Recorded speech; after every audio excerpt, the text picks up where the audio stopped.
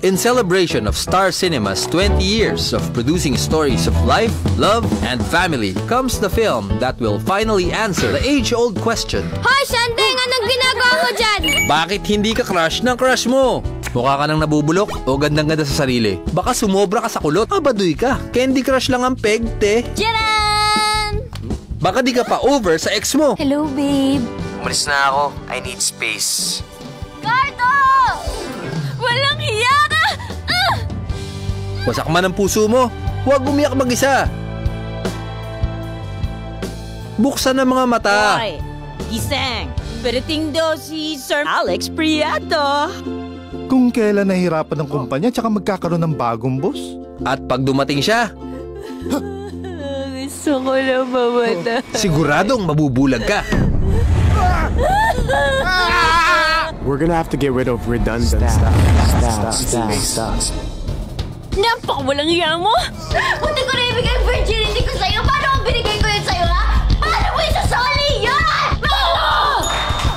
Para-paraan lang yan.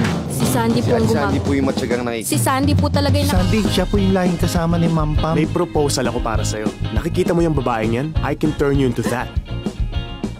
Para in the end, hindi ikaw yung iiyak. Hindi ako iiyak.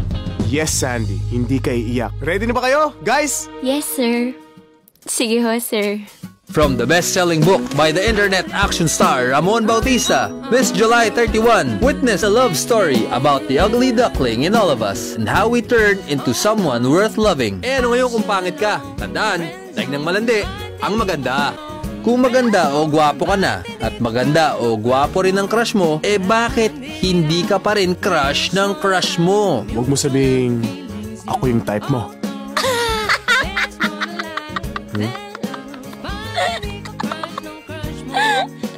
Kwento natin to. Tara, magkwentuhan tayo. Sandy, ikaw taya. Grabe, sir. Hindi ko po alam. Ang kapal po pala ng face nyo. Bakit hindi ka crush ng crush mo? Sa direksyon ni Binibining Joyce Bernal, ngayong July 31 na, in cinemas nationwide. Pangit ba talaga ako, sir?